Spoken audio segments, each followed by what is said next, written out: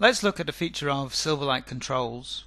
I'm using XAMLpad here, which comes with Windows Presentation Foundation. It allows you to type in XAML and see the effects.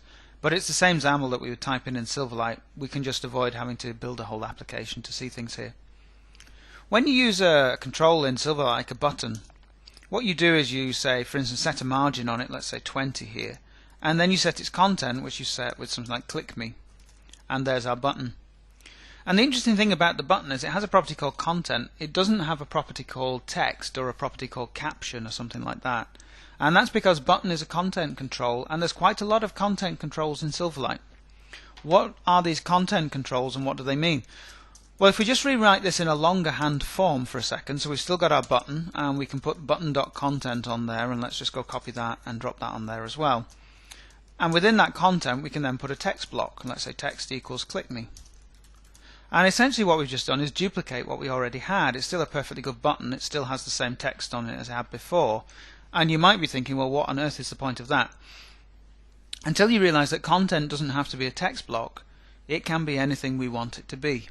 So for instance, it could be an image. We could say image source equals, let's go pick one out, Windows, web, wallpaper, image1.jpg.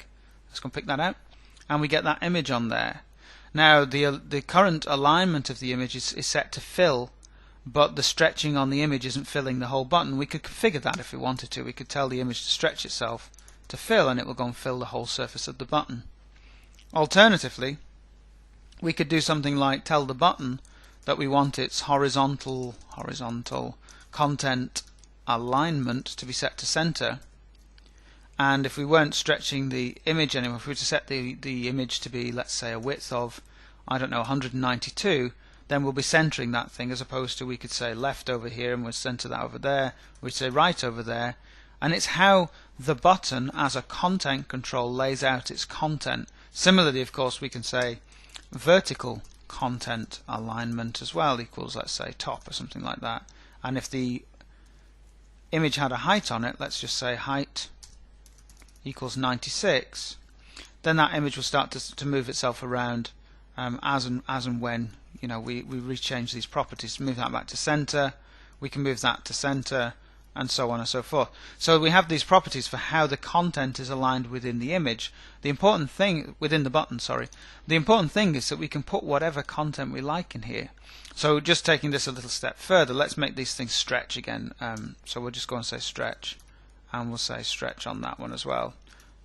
And we'll not set absolute widths and heights on these images either, so we'll just do that, and we'll get the thing to fill once again. So we could replace this with a grid, for instance. We say we want a grid, and inside of that grid we want some row definitions. So let's say grid.row definitions, copy that, just paste that in there, and then we can put a couple of rows in there, for instance, grid.row, row definition.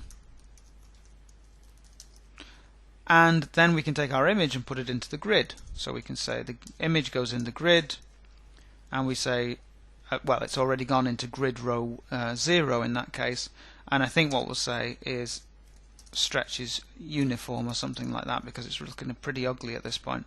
And in the second row of that grid, we could then go back to having our text block. We could say grid.row equals 1, and we say text equals click me, font size equals 24, and now we've got, and actually let's just say text alignment equals center, and now we've got both an image and a text block in the middle of that thing, and we can do whatever we want. We can put anything we like inside of this button because it's a content control, and it's a very powerful thing because it means that we get very easy ways of putting really complicated content, really rich content inside of pretty much any control. And you'll see this especially when you look at a control like the list box. So for instance, if we were to get rid of this button here for a second, let's forget the button and let's go and create ourselves a list box.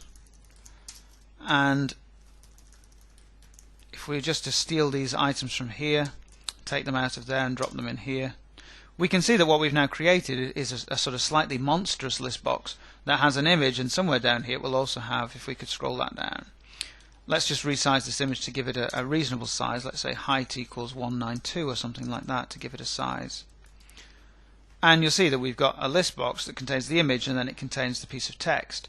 And once again, these are being wrapped up for us by a content control, a list box item, and we can put anything we like in there. So if we also want, let's say, an ellipse or something like that, we can say ellipse, fill equals red, height equals 96, width equals 96, something like that.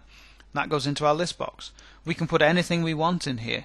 And this is the power of content controls. There's no limitations really around what a content control can contain.